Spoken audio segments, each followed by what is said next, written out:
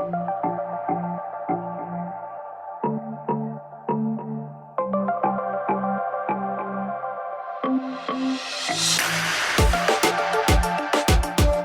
to Travel Stories on the Mileonomics Podcast Network with your hosts, Trevor Mountcastle and Tom Kim. This week, episode 16, we take a closer look at travel booking and talk about some of the recent award bookings that we've made and some of the tools that we've been trying to use as we continue to make more bookings. Tom, how are you? I'm pretty good today. Fantastic. So, Tom, we wanted to kind of, set the stage, so to speak, I think, from a couple of different perspectives, right? So we've booked some things. We'll talk about that toward the end, but more focusing on kind of how we got to some of those bookings. And something we talked about, I think back in November, were some of the booking tools and the planning tools that we use. Since we talked about that, I think there's like 2 or 3 new tools out there. And so it seems like it's worth another conversation. So have you played with, or how many of these tools have you played with? I've played with some of the newer tools because, the fun part about some of the newer tools is they don't cost anything, So, I've been using the Rome.travel and the PointsYeah, and I have used, I believe, AwardLogic and PointMe in the past, but I wouldn't say that those are necessarily my go-tos because I'm cheap sometimes and I don't pay for them. No, I hear you. I happen to have gotten the Points.me and AwardLogic. I find AwardLogic to be a lot more useful, but I've tried to look at seats.aero. Seats.aero has an interesting plugin with ChatGPT. So yet again, I paid even more for that to try to play around with that, and I just haven't gotten to where I want to be on seats.aero. It's just a little bit of a clunkier interface. Have you tried that one? I believe I have, but it's been a little while. I haven't used it most recently. Actually, some of the ones I mentioned, like PointsYeah and Rome.travel, I have a hard time remembering which one's which because their interfaces are so similar. And even the results that come back seem very similar. So I'll have one in one window and I'll have one in another. But, what I find with these tools is you really do need to have a whole bunch of them in your arsenal, and I still just a lot of times will still do lots of word searching just on the actual mileage plan or different, websites of the actual airlines themselves, because I think there's some blind spots in these various services that are out there. They don't always give you all the results, I think. Well, not only that, but they don't cover every airline or every program in some cases. So realize we're jumping around here a little bit. Definitely want to spend a little bit of time talking about your experiences with PointsYeah and Rome Travel, but also want to highlight, and we'll figure out a way to share a link in the show notes. But a gentleman, I think it's Carl Slowinski on Frequent Miler Insiders, had shared a word search tool comparison that sort of walks through what some of the airlines, or I should say loyalty programs, are covered with a number of different tools. He covers AwardLogic, Point.me, PointsYeah, and Rome. And the shocking, or maybe not shocking, but the surprising thing I see when I look at this is just exactly what you said, the blind spots. The amount of programs that are only covered by a single one of these search tools. And that's probably the interesting thing, right? So just by the numbers, AwardLogic covers 17 programs, and they are the only program or the only tool that searches Lufthansa miles and more. I don't know if that's an amazing thing. I find it interesting as a data point because you see the space and miles and more usually before you see it pop up in United and Aeroplan. But the fuel surcharges and taxes and fees on miles and more make it something that just never enters my mind, let alone the fact that I'm not entirely sure how you can generate Lufthansa miles and more points, or miles, I should say, in any meaningful numbers. Jumping to the next program, or search tool, I should say, PointsYeah, they have 17 as well. They actually are the only ones that you can search for Frontier. I don't know why anybody would be searching for Frontier space, and Spirit, but we can go with it. So I think they got the ultra low cost carriers wrapped up. I guess PointsYeah if you're on a budget. Clearly, I don't know why I'd be looking at Spirit awards either, but I think you're the Spirit man of our podcast. Hey, what is that? How many segments have I flown on Spirit this year? It's probably more than almost anyone I know, probably. Are you a regular of the big front seat? I think I kind of am. I think I've been in 3 Transcon big front seat trips this year already. Which, I don't know, that seems reasonable. I mean, I don't know. But I did get that Spirit match to gold, which I think is pretty good. I'm happy as a Spirit customer, believe it or not. Yeah, that seems like a lot. But hey, if it's working for you, that's what's important, right? I mean, we all play our different game, and It's not for everyone. I truly admit that. yeah, but the way that you have just, pivoted, you pivot more than like a running back on the football field. I don't understand how you can do it so quickly. I applaud you. I mean, you went from, what is it, American to Alaska. Now you're at Spirit. I mean, my gosh, This is not a good pattern, or the trajectory here is the wrong direction. I'm just wondering what's next. Is it Greyhound or the Bolt bus? Oh my. Yikes. Okay, so continuing on here, in a little bit of the view of these search tools, Rome, they have 12, but they're not unique, right? There's nothing that's particularly unique about the programs. There's no program that they cover that nobody else does. And in fact, it's really a mix of the overlap between PointsYeah and Award Logic. And then the final one, which I find interesting, I think it's 11 or 12 of the 33 programs that Point.me covers are unique to Points.me. Some of those unique programs are Aegean, Aer Lingus, ANA. That's an important one. I keep on wanting to do that Virgin round trip, amazing, business or first class award redemption, right? I think it's like 88,000 down to South I think America. that they devalue that one, right? And that sweet spot, the one that got devalued? The Japan one did, but I thought it was still like 88,000 round trip down to South America. Oh, okay. Maybe that's not as exciting as Asia, but I think it's still there. They also have Asiana, another one of those airlines that I just never see a way to generate miles in meaningful numbers. They have El Al, which I'm sure is very interesting to a number of folks. I'm trying to remember if El Al has any transfer partners. Or transferable currency partners? Yeah. I don't remember off the top of my head. I don't either. Additional, they have Eva Air Infinity Mileage Lands. I like that one. Hawaiian Air, Korean Air Skypass, and I want to talk about Korean Air in a little bit. Malaysia Airlines, SAS, limited support of Turkish Miles and Smiles. Well, you didn't mention Qatar Airways, or your favorite Q suites there. You're right. They have limited support of Qatar Airways as well, which is, it's weird because I feel like if you can find it on Avios, I usually find it on Qatar as well. You can, but they have better, I think, pricing if you use Qatar's Avios to search Qatar's Q Suite inventory than if you were to maybe do it on BA or Iberia or somewhere else. Yeah, but I usually use Avios and then I just jump into the Qatar's search tool because you can just transfer your points from BA Avios into Qatar like it's real time. No, but I mean, I think you want to obviously do your searching using Qatar's engine, not BA's engine, when you're doing your multi searches or whatever on using one of these tools. Now I'm going to have to do some tests because I thought there was reasonable consistency with what the availability was. If a particular flight had seats available. Or maybe the availability is the same, but maybe the pricing is different. Yeah, I'm pretty sure the pricing's different. But I also I don't know. I guess I go with what's easy until I'm ready to book, and then I go to the program of choice. That's a good point. I mean, like for me, a lot of these tools, I ultimately don't trust them. So I'm still going to go to Flying Blue or Qatar or whatever it is ultimately that I want to book.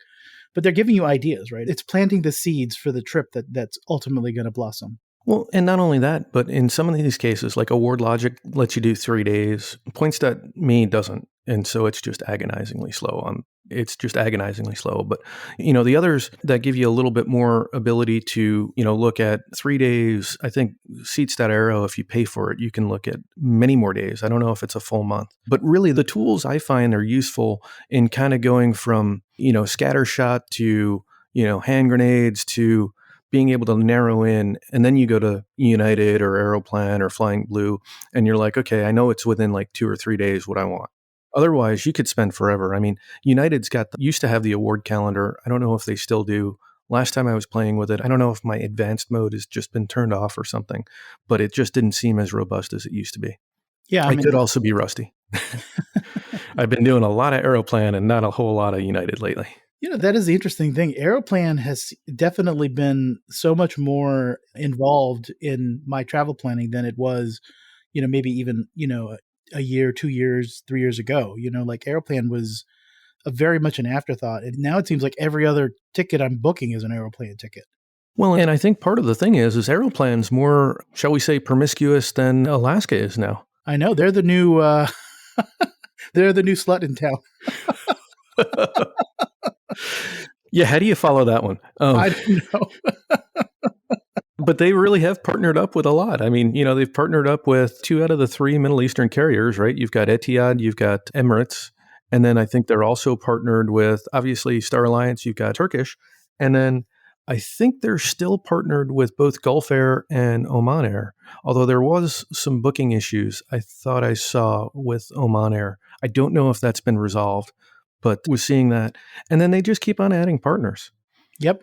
Yep. I guess we can save it for later in the episode. I booked on one of their partners that is pretty unique to them. Oh, you can't beat that. Okay, so circling back, just to run through some of the tools we talked about, like I mentioned, points.me is just a little bit agonizing, but the most robust and the most thorough. They also, I think, use, is it Skyscanner? So they'll tell you how much the cash fare is that you're looking at as well, which can kind of give you an idea, especially nowadays where, you might be looking at a lot of points, but you might be looking at almost a comparable amount of cash, especially if you're carrying like an American Express Business Platinum card where you get that 35% back if you use points. Yeah, I think definitely that's a big blind spot in a lot of traditional travel hacking type people is, they don't look at the cash rates as much as I think they should. I think there's so many opportunities where the revenue fare is the right choice, or the better choice, where it represents a better value than, some of these, fares out there that are, on mileage. I think mileage is such that, we've mentioned again, time and time again, miles and award points are a very inflationary currency. And, these days, I think it's just getting worse and worse. So a lot of times looking at, nicely discounted or advantageous cash fares, it's just another thing to have in your arsenal because a lot of times you're going to make the right decision by buying some of those cheap business class fares over, spending like 100,000, 200,000 miles on that same trip. And you're earning stuff in the meantime, right? You're getting elite qualifying miles, you're getting redeemable miles for those cash fares. You can't discount that. No, absolutely not. And actually, that was my fun fare that we'll end the show with as far Okay. as the guess the We're fare. keeping the tradition going where with this guess the fare is becoming a routine thing, huh? Yeah, I think we have fun with it. And some of our listeners have commented that they enjoy that. And so we'll talk more about my logic for the fare I've found this week. But let's keep pressing forward. So seats.aero, have you played with that one? Just a little bit. I have not done a ton. Again, I don't pay for it. And I've tried it. I think I've done a couple searches on it. At the time that I tried it, I don't think I had a ton of success finding anything different. So that's been my experience. Have you had something different? Is it one of your go-tos? It's not quite one of my go-tos, but like I said, I did pay for that ChatGPT, like the premium, whatever that is. I think it's like $10 or $20 a month. And they do have a plugin. I started working with the plugin. It's interesting in that it picks up some really random routings. For example, it was finding Air India from San Francisco via Delhi to Sydney. So I kind of set that aside as something to play around with. Not that I have any future of, I mean, okay, you flew at Ethiopian. Maybe I'll fly Air India, but I don't think I'm going Air India all the way The to funny Sydney. thing is, I've been using these tools and I keep seeing Air India pop up. I mean, God love them. I guess they're releasing space. So, I mean, I'm doing all these Sydney, Vietnam, Bangkok, I'm looking at all these, flights that I might want to do. And all the time they keep suggesting, oh, how about this? Air India has first class. I'm like, what? Air India has first class? And I'm like, I realize that nobody really has reviewed it very much. I think there are some, believe it or not, but did it look very nice? It's kind of you might expect. So, I mean, I don't want to dig Air India because I haven't flown them, but I think Air India is another one of these carriers where I guess in a pinch, you've got an option, but do you want to take that option? Who knows? I think that's really what it comes down to. Just to finish seat.aero, with this ChatGPT, it also seems to find, in some cases, economy farther out. And I think that might be, I haven't figured out if it's because I don't have the paid subscription or if the ChatGPT plugin just has some weird thing where they just don't see the premium space. But searching Australia, I was finding, in some cases, I was finding the premium space farther out with like Air India. But then if it was like a route that Air India didn't support, it might find United, but it said it was business. And when you look, it ended up being economy. So again, need to do a little bit more digging in seats.aero. It was the AI, the ChatGPT part that made me more curious. And so I think part of that also means that you've got to get really good with your prompts. So I've been treating it more as a technology curiosity more than an award space finder. which is probably not the right approach, but I just have a little bit of curiosity about what kind of options there are to kind of introduce that AI Hey, to what we do. unleash that AI, make it happen, share with the rest of us once you figure it out. Hopefully, I'll have more in a future episode. So, points, yeah, I barely played with it. I keep on starting out to play with it, and I just lose interest. What's your feel? I've used it a couple times. It's been useful. It's not quite my go-to, but I'm including it, having it as a tab on my Google Chrome and putting stuff in it when I'm doing my searches. And sometimes it's been helpful. Sometimes it's had blind spots, hasn't shown up stuff that I knew was there. A good example of that was I was searching some Europe to Vietnam fares, and believe it or not, I think it seems like I even saw like 90,000 sky miles to go Heathrow to, I think, Sydney on Vietnam Airlines, which is, not the smallest number of miles, but for Skypesos, that's pretty decent. And it did eventually find it, but for some reason it didn't come up immediately, where I knew that it was there because I searched it on Delta. So that's a really great tangent. And I think it's actually worth taking a brief tangent because I was using Award Logic and I was seeing Skypesos only 75,000 from, and I say only compared to London, it's a ton, but it was 75,000 Skypesos for ICN, so Seoul, South Korea. I think it was either Hanoi or Saigon down to Sydney. And in my head, I was like, 75,000 Skypesos seems like a great deal. Again, because it's funny how we have such a low standard for Skypesos. well, I don't know. For a while, I felt like 75,000 was the right answer for anything Skypesos. Like, oh, you want to go from Sao Paulo via New York to Mexico City? 75,000. You want to go from... Hey, you're starting to talk about our Rio trip here. I know, but is that the segue? well, how much was it when that Australia via LA to Mexico City fare? Was that 75,000 miles too, or was that 125? I think it might have been higher. I apologize. I don't remember. I did see it. I did see some of those Mexico originating fares that connect in LA to might have been 125. I thought they were like maybe 88K or something like that. They were not. I don't think they were the 70s. I don't think Delta prices them that low, even for them. even at the more advantageous rate. I guess my point is it's almost hilarious the way Delta works, right? So you've got, if you want to fly domestic, you go to Virgin Atlantic and you book Virgin Atlantic to fly Delta Metal. If you want to go internationally, you want to, then you consider your Skypesos, and maybe you're looking at something like, Vietnam Airlines, which I haven't flown. I'd love to fly them. That seems like a really fun itinerary. We're starting to talk about stuff that I can talk about a little bit later, but... Well, okay, let's... So we talked about Award Logic a little bit. Again, that's the 3-day that I find really valuable. I find that to be the tool. That's my power tool. That's the one I use most. And you said that you've tried Roam Travel. I have not actually fired that one up yet. And again, interestingly, Roam Travel and their UI, it seems not that dissimilar to PointsYeah. So I'd say go ahead and try them out. I get confused on which one's which. So that's similar. Well, we know Roam. Is it Roam? Points.yeah is the low cost carrier preferred. And I haven't done any like kind of domestic booking yet on these guys. Most of what I've been doing lately has been looking at international trips. So I guess I haven't seen Spirit or Frontier, grace my front doorstep here as I've been doing the award bookings. Yeah. So when you say that, it occurs to me that I feel like I've only booked like 1 or 2 domestic flights in quite some time. I just feel like in most of the cases, cash is actually a better option domestically because no space seems to be available, at least at the Saver. Or at a reasonable rate. I mean, they have some overpriced stuff, obviously.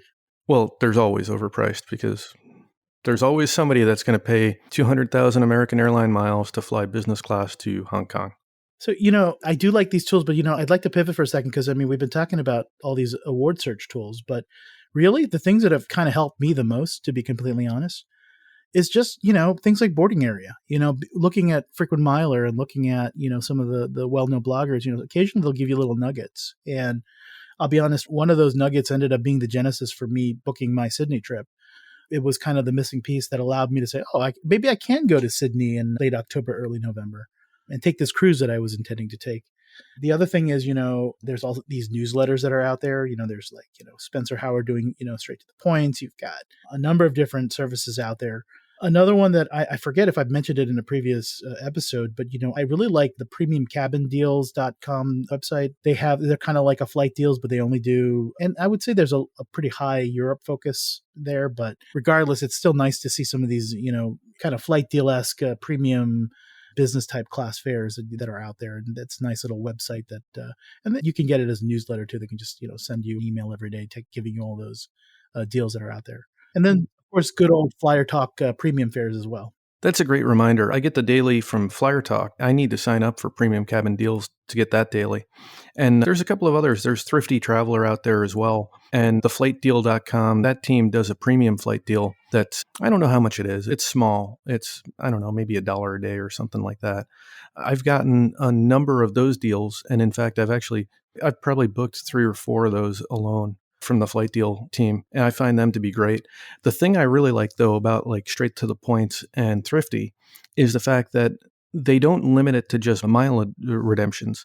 It's either mile redemptions or cash, or in some cases, like Spencer will put, well, you could do it, via Aeroplan miles, or you could do it via American Express membership rewards and just pay the fare and get the 35% back. And it's, you might save 5,000 points or something to that effect. They'll do some of the analysis or do some of the brain work for you too. Not just exactly. And what I also find, it's Straight to the Points and Thirfty is in many cases, they'll give you dates as well. So, they're doing a lot of the work for you. And I think Straight to the Points is $100 a year, give or take. And Thirfty, I think, is more because they've got like 2 or 3 levels. They've got the premium and then I guess the super premium. And so I think I don't want to quote them. I'm pretty sure they're over $100. Yeah, but I think it's good to know that these tools exist because, it's not only just about doing your own searches. It's about getting ideas, from these different newsletters and these other people who are award booking all the time or in the community and know certain things or have certain tips that they can share with us. Another tool that I think we mentioned before is, I think we're about to talk about our Rio trip. Part of when I was looking at that particular trip, I think we decided on Rio because we found space. And one of the reasons I was looking at a ticket for Rio is I looked at the Wikipedia page for Dulles Airport, and I said, what are the international routes that we could fly on Star Alliance? And for some reason, I just had a blind spot. I didn't even think about doing a search for Rio until I saw that. Or in this case, I'm sorry, Sao Paulo. And I once was supposed to fly that Sao Paulo Dulles route. Unfortunately, it got canceled on me. But I think that's a story for another day. I think we agreed on that one. So should we pivot to travel planning for Rio? Yes, definitely. I think Rio is a fun story that what we started out with, 5 different itineraries to try to do it all. And we've just been optimizing ever since. Yeah, I think this is probably, as far as trips that I've taken with you, I don't think we've had as many, what would you call it, iterations or tweaking. Like this is among the highest level of tweaking that I think we've ever done on a trip that we've done together. Well, yeah. Unless you count, when we've had to pivot because of, delays or other things. Oh, right. Well, even then, I don't think we've basically switched, we've done a full circle on alliances, I think, if I'm not mistaken. Yeah, the only consistent thing was the reason we booked this trip in the beginning. That's right. I guess with the actual first leg, the Dulles to Sao Paulo, that hasn't changed. Yeah, so this is a fun story where my father had transferred a bunch of KrisFlyer miles thinking that he and my mother were going to go to Europe before the pandemic.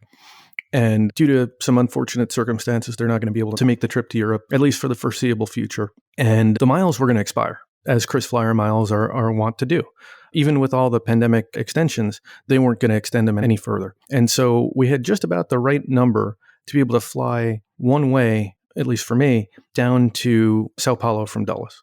And I think you had found that award space. I was looking Europe. I was looking almost everywhere. And you just happened to find that award space. And so we booked that. And then I think the rest of it just we must have gone like days before we selected we found the first way home, I think almost the same time that we booked the KrisFlyer award, right? Yeah, I don't think it was that. It might have been a couple of days, but it wasn't too long after our original, outbound. I think the return, it came pretty quick. So let's talk about the flights, then we'll talk about the hotels. So that first iteration, we had, the constant was to get to Sao Paulo. Now, our goal was to get to Rio. And so I think shortly after we got the Sao Paulo flights, I think I booked LATAM using my Capital One Venture X card. So I think I got the $200 credit because I went through the portal. Didn't even get the whole $200 credit because it wasn't even, I think the flights were like $40. $40 or $50. I can't even remember. Needless to say, it didn't mount to that $200. Oh, by the way, just a backpack. I didn't pay for the expensive fare. Yeah, it's okay. We're gonna pack light. It's only a weekend trip. Yeah. And so the flights home, the first option I think you had found. You want to tell us about it? Yeah. So, I was looking at my Alaska miles, which is kind of like, I've got a pretty good stockpile there. And Alaska obviously has a lot of partners. So, and one of them specifically that I knew of was, LATAM. LATAM is obviously used to be part of the One World Alliance. And at the time, that was probably a pretty good partner to use a lot of the time, although they weren't particularly good about releasing award space.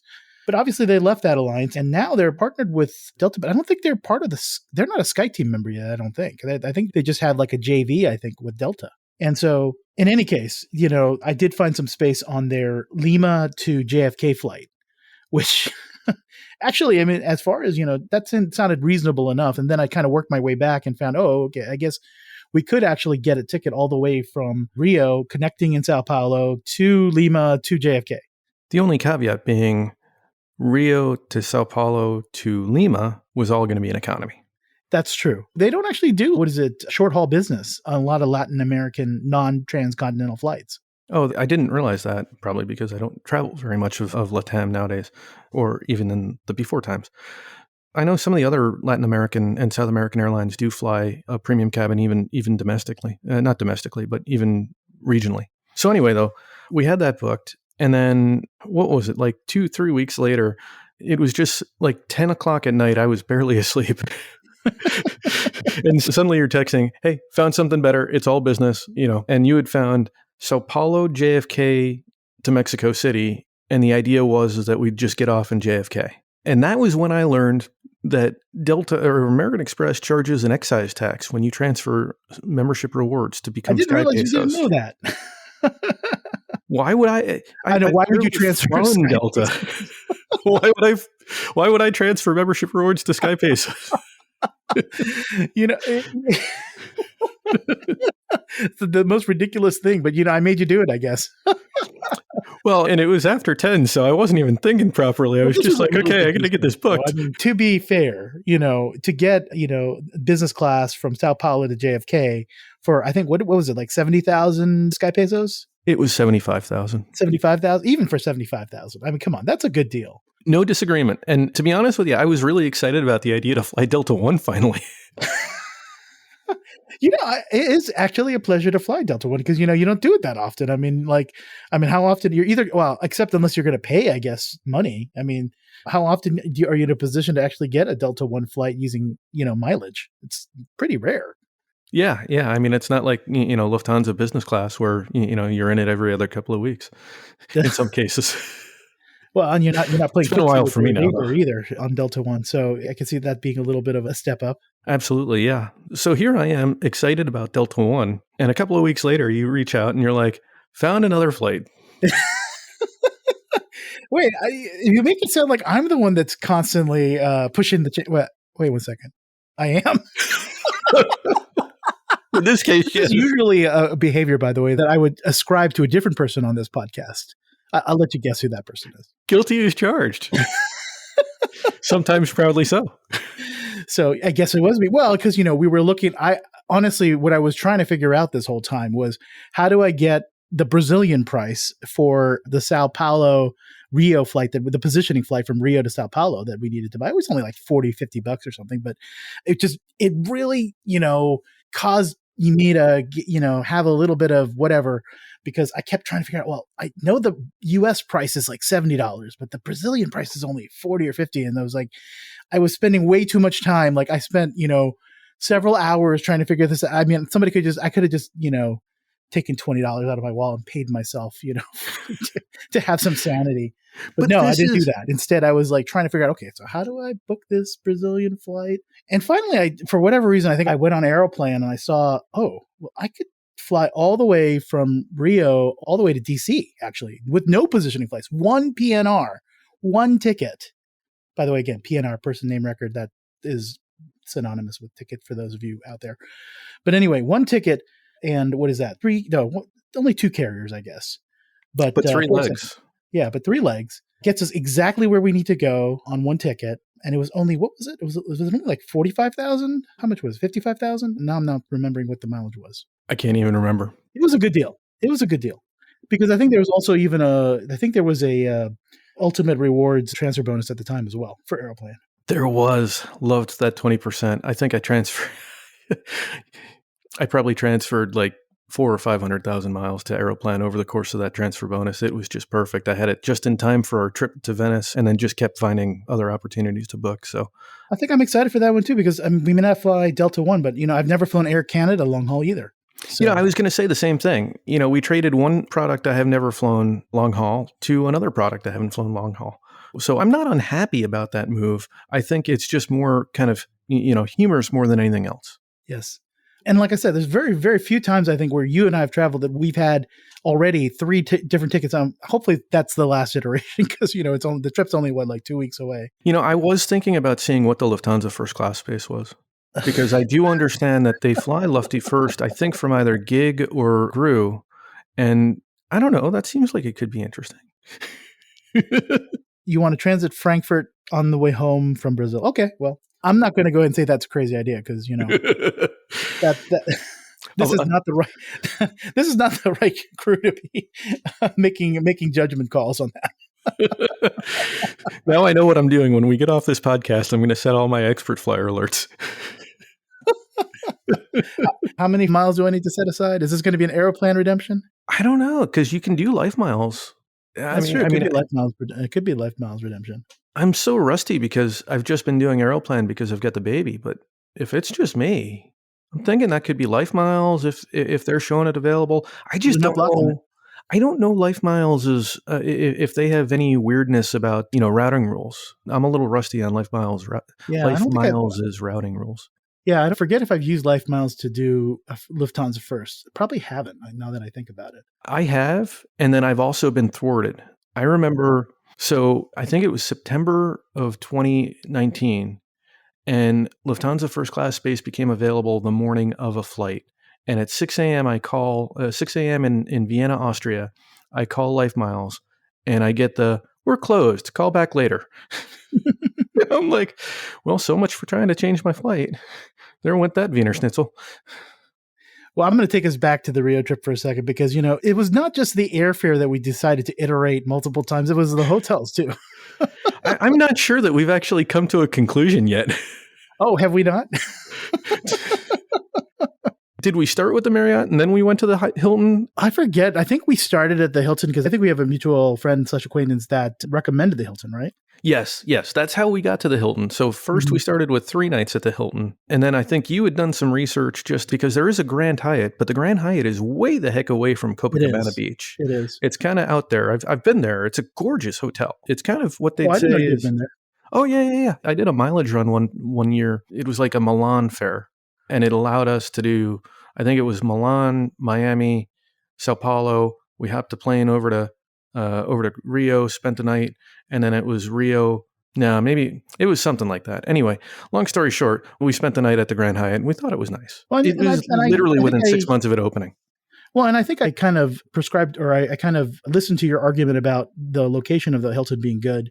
And I did that. But then I did do some research on Flyer Talk and TripAdvisor. And I was seeing that I have to kind of ratchet my expectations down as far as the hotel itself. I think the rooms and maybe the physical plant of the hotel, a little bit dated, probably need a renovation.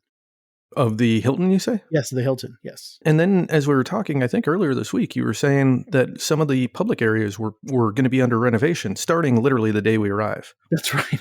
I think when I looked closer at the reservation, because I was looking to make a change, I realized in kind of fine print, it said, oh, by the way, there's going to be renovation in the public areas of the hotel, which to me, I don't know what that actually means. It could be pretty minor, but rather than taking the risk, I think we started looking at other options. Which brought us to the other hotel in Rio that I've stayed at in the past, which is the JW Marriott, which if you were to look at like a map of Copacabana Beach, the Hilton is kind of the further end of Copacabana Beach away from Ipanema Beach. Ipanema and Copacabana kind of come into this almost a right angle sort of point. And so the JW is closer to that point. of the end of Copacabana closer to Ipanema Beach. And those are probably the two nicest beaches. Very different the way I remember them, but obviously we're going back, I don't know, 6-8 years now. So I don't know if how I remember the beaches is as accurate. But Copacabana is the world famous one where they had the beach volleyball for the Olympics on Copacabana Beach. And then Ipanema is just another nice little one. And with the JW Marriott just being closer to that end, location-wise, I thought it was nice. And that mutual friend also kind of seconded my memory that the lounge is very nice in that hotel as well. Well, and I originally, I think, discounted that because I think I completely misread Marriott's website. I thought it was like $70K a night. And I realized, oh, wait, that's for the stay, not for the night. Yeah, I think they had a saver at like 36,000, and then non-saver was like 44,000 a night. And, there's just something mentally about, I just always feel like, I realize Hilton points are probably worth less than Marriott points, but, spending $50K for a night at the Hilton versus spending 36 for a night at the JW, I prefer spending the 36 for the JW.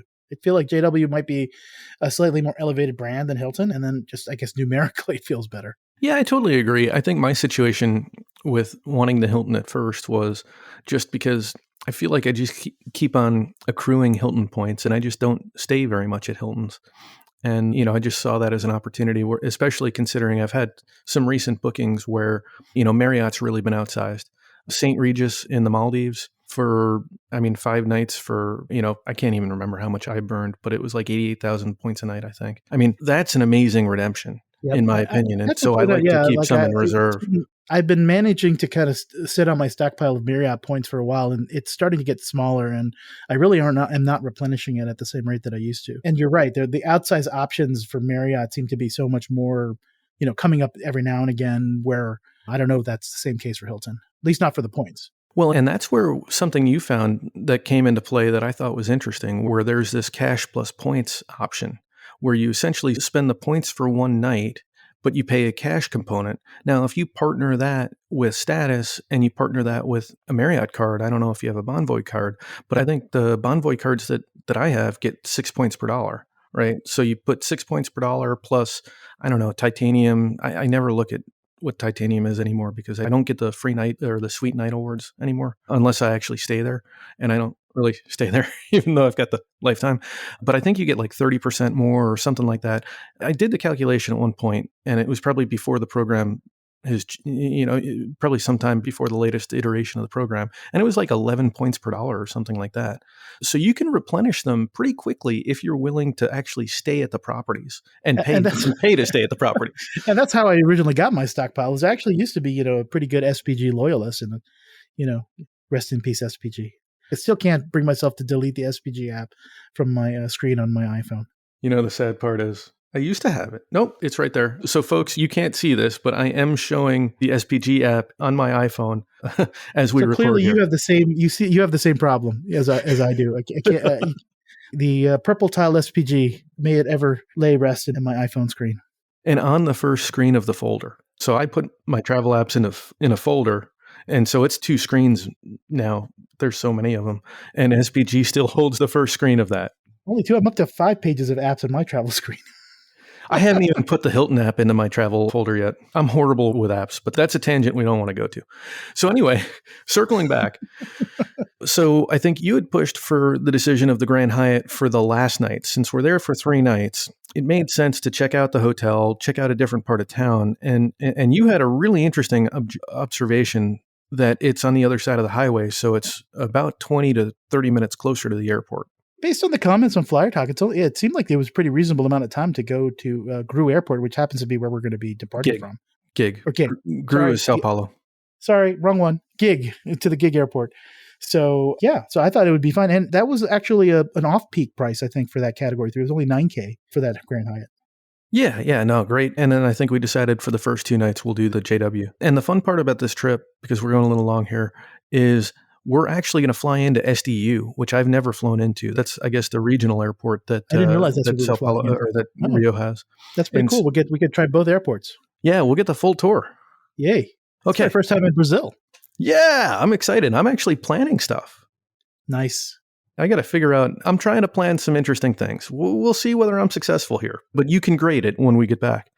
But let's jump to your Australia trip. You said that there was it a frequent miler or just a boarding area post that It kind of was. gave you the key to making this trip work? It was the cornerstone or the last piece of the puzzle, I think, to making the trip work. And it was a pretty good deal, I thought. I mean, now, mind you, the YQ, the fuel surcharges and what on this particular, the first part of this ticket that I booked were pretty high. But basically, I think Frequent Miler posted on Boarding Area about these Hanoi flights that were a combination of Air France and Vietnam Airways connecting in Paris from the East Coast that were pricing at just 55,000 flying blue miles. So this first part of the thing that I booked was, I looked for this first, ended up booking Newark, Charles de Gaulle, this entire itinerary being all A350-900s for 55,000 flying blue miles and $400 approximately in fees and taxes. Mind you, the cash part is kind of high, but that's pretty customary, I think, for some of these business class fares that you book award tickets for flying blue. Some of them have pretty high taxes and fuel charges, but that's really good. I think 55,000, I mean, that's really what they charge just to do the transatlantic portion, let alone the extra, 10, 12 hours from Charles de Gaulle to Hanoi. This is killing me because you were excited about this and I said, hey, let's hold it. So I'm hearing it for the first time on the podcast. And now I'm like, oh my God, I could have tried to book an amazing trip this way. That's incredible. Did I not tell you that this is what I booked? No, you didn't. No, this is the first time I'm hearing 55,000 plus $400 to get all the way to Hanoi seems like an incredible deal. It's an incredible deal. Now, mind you, I have to position up to Newark, which is great because I had these orphaned 6,500 or so life miles that were just sitting around going to expire anyway. So I say, DC to Newark, done. So I did my positioning ticket. And then I have to figure out how do I get to my final destination, which is actually Sydney. And this would, by the way, so it's all part of a Sydney trip, which I think most of you who are listening to this understand that Sydney is definitely one of the hardest places to find award tickets to these days. I wouldn't quite call it a unicorn, but it's pretty close. I think it's a unicorn if you're not flying Air India. Oh. I'm sure Air India is wonderful for all of our listeners. We'll eventually fly it, I'm sure. I'm not on Air India, so this is not a judgment on Air India. Really, it is not. But what I'm going to say is this was pretty creative. I think routing through Vietnam seems to be not a horrible way to make your way to Sydney, because the airlines that are headquartered in Vietnam, they actually have been releasing space. And it's someplace where not a lot of people will transit. Now, mind you, it's not the best place to transit. I've done it a couple of times. I've done international transfers in Vietnam, both in Hanoi and in Ho Chi Minh City, Saigon. Not the best airports. I still haven't made it there, so I'm a little bit jealous there. So, okay, so you've gotten to Hanoi. Yes. What did you find to get you down to Sydney? Another new airline that I've never flown, and this is what we kind of teased earlier in the episode. Bamboo Airways is another one of these very unique Aeroplan partners, and they do have flights from both Hanoi and Saigon. I actually picked an award for a business class flight from Saigon because I did the pricing and I realized that there's actually a 15,000 point difference between booking a Hanoi to Sydney flight versus a Saigon SGN to Sydney flight in the Aeroplan program. So definitely it's not worth 15,000 Aeroplan miles to fly that, because you can easily get between Vietjet Air, Vietnam Air, and all the other airlines that fly the Hanoi to SGN route. You can get a $30, $40 ticket for almost, any day of the week, if you want. I haven't even booked it yet, but it's a very low cost ticket. So I just picked the cheaper one, which was the Ho Chi Minh City to Sydney on Bamboo Airways, and then connecting to actually through Melbourne on Virgin Australia. So I actually put another segment in there just because, hey, why don't I go ahead and fly Virgin Australia? Why not? I haven't flown them either. Oh, you can't beat that. We flew the old long haul product, which was like a 232 configuration, LAX to Brisbane, just because that was what we could find it. Oh, we did that years and years ago. Wow. It was nice, but it wasn't, it's not as nice as the new product. And I think their domestic first class is very nice, or business, whatever they call it. They don't do too much, intercontinental anymore, do they? They're pretty much a domestic only these days, I think. Yeah. Well, so many things have cut back nowadays. I know. But, that was a pretty unique trip. I think it was an interesting use of miles. And I think, ultimately I made my way, I obviously have to pay some cash and stuff, but, for just a little bit over, 100,000 miles, right? I made my way in a lot of business class products all the way to Sydney. And really, 100,000 in business class to get to Sydney, I think that's pretty reasonable. If you've got the time to take the long way around, as I've done, as well, I think you'd be hard pressed to do it better. I mean, Mind you, my leave balance at work may not be as as happy with this particular routing, but I'm really excited to fly a bunch of airlines I've have not flown long haul. I'm going to have to get some more airplane models for my collection. And, I think in general, these business products are pretty good. And I really do like the fact the creativity I needed to exercise, I'm pretty happy with this redemption. Oh, that's incredible. Yeah. Talking about getting more miles for your collection, just got my wife a Delta card because that just expired. The heightened offer. I'm sure it'll come back even better. More and I'll kick Skypesos. myself.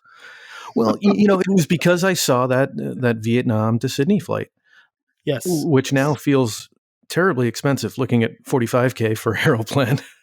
But then I also grabbed myself another business gold for 130,000 points. So I'm just like literally thinking about those credit cards that we just did and thinking, with a little bit more from the membership rewards points area, we could get to Sydney. And that's exciting.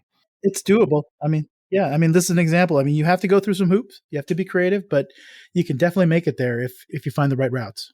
Oh, I love this. I love this out of the box thinking here. And definitely credit, was it Nick that found it or was it Greg? Oh, yeah. I'm trying to think if it was Nick or I forget who the hat tip goes to, but it was definitely somebody on the Frequent Flyer. That's the blog post that I specifically saw, on Frequent Miler, in boarding area that kind of, I should probably check that out. I'm like, okay. And lo and behold, I found a date and a route in, some Newark to Hanoi that worked. I'm like, oh, done. Now that leads to me taking a week-long cruise on Ovation of the Seas from Sydney. Some friends of mine, we're going to actually go to New Caledonia and I think Vanuatu. Very nice. Very nice. How are you getting home? Oh, well, that's interesting too. I'm not sure if I'm going to keep this one, but I'm currently booked nonstop Sydney to LA on Qantas in premium economy, not in business. So I guess I'm roughing it. Mind you, I've done this in coach as well before, but I was planning not to repeat that experience. But this is, upper deck of an A380, and the premium economy product on Qantas does not look that bad. So I'm kind of excited for that. And then actually from LA back home, it's the cash fare that we presented in episode 15. That's the LA to Dulles $586 fare in United Polaris. Love it. Love it. And in truth, if you're flying the A380, that premium economy probably isn't that much worse than business because that business is not a fully lay flat. I mean, maybe it's considered a fully lay flat, but it didn't feel like a fully lay flat. I think the A350s have been upgraded. I think they now have I thought you said A380. Yeah, I thought the A380s have been upgraded, but I could be wrong.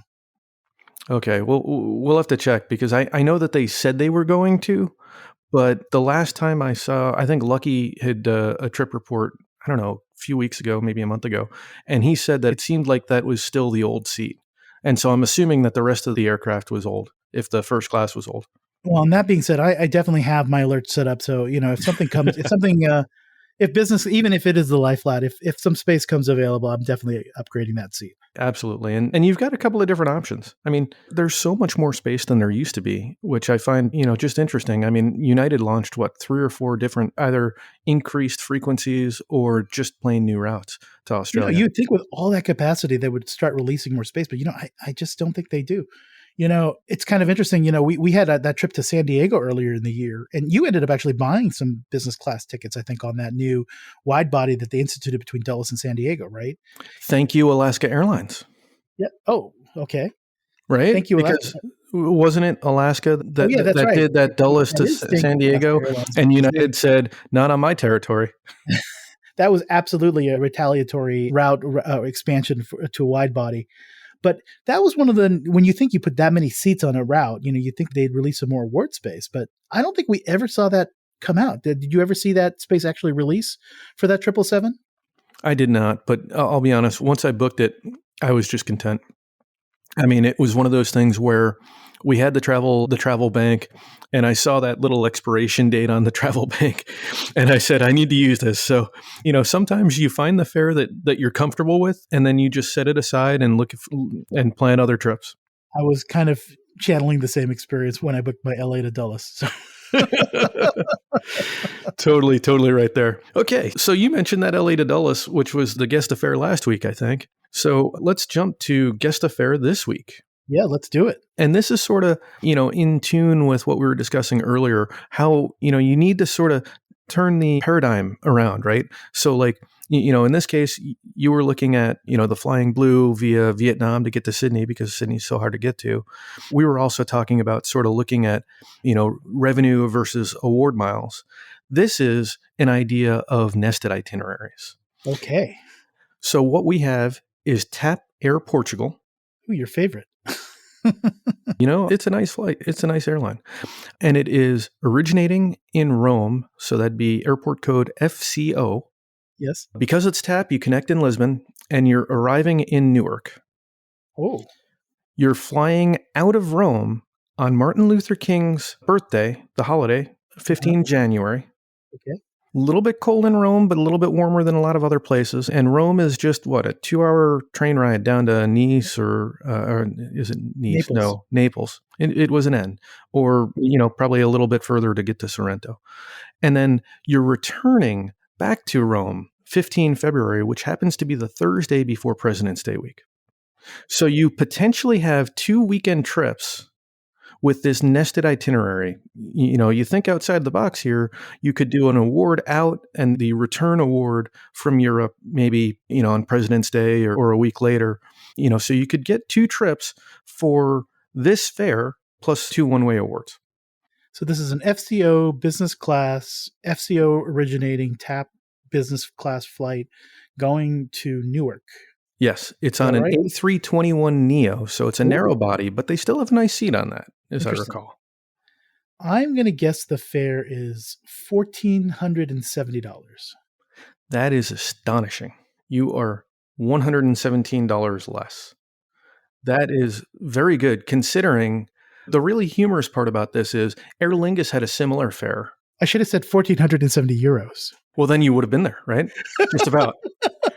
Aer Lingus had a slightly cheaper fare, but you were economy from Rome to Dublin, and it was 3 hours in economy. That didn't seem very nice. No, that doesn't sound very nice at all. But the interesting thing I've been finding here is TAP usually has pretty decent fares. Usually it's a couple few $100s more from the US into Europe. Another one that I found, and I probably should have saved this for the next episode, but you never know if these things are going to stick around.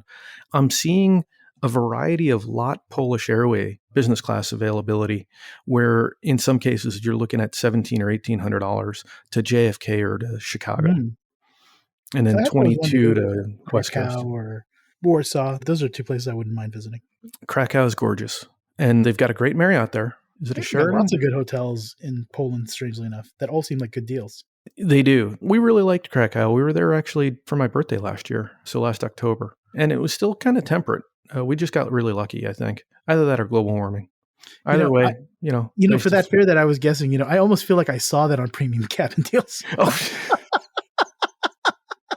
It might have been in euros, which is why I was off. Well, there we go. I will have to do a little bit better. I was just poking around. The fun thing with Google Flights is you can just use that Explore feature, and it just gives me such ideas. I mean, it does. Because I think if we're going to be more efficient with things, we need to think a little bit bigger. And nowadays, I'm trying to do more of these nested itineraries and a nested back-to-back-to-back sort of thing. Looking right now, we've got our Qatar return flights, and I'm trying to figure out how we can get another revenue fare, because the revenue fares, if we book out of like Cairo or someplace in that general area, we can probably, spend, let's say, oh man, the math escapes me right now, but it's probably less than $1,000 per paid fare, maybe a little bit more than that, after you factor in that 35% cash back if you want to use membership rewards. And so, you're earning, and you're, if you do British Airways, then you also have the potential with that amount of flying. I'm thinking I might be able to get enough tier points to get some sort of status. So if I fly domestically on American, I could get to the flagship lounges and stuff, since we're starting to go through JFK more and more, much to my chagrin. Yeah. To the listeners, I mean, again, this whole episode is about all these kind of gyrations and all this kind of, creative problem solving that you need to do in order to, to find compelling, award hacking or award travel kind of itineraries that make sense to you, present the value that make them worth traveling. So, just definitely get your thinking caps out and try all these different ways to find, new solutions to your final destination. Yeah, it's really just about, thinking out of that box. Mm-hmm. Well, that's the show. Thanks for joining us, and we hope you enjoyed listening. If you enjoyed this episode, consider becoming a Milenomics Patreon member and get access to even more in-depth miles, points, and travel content. Until then, we hope your next story is a travel story.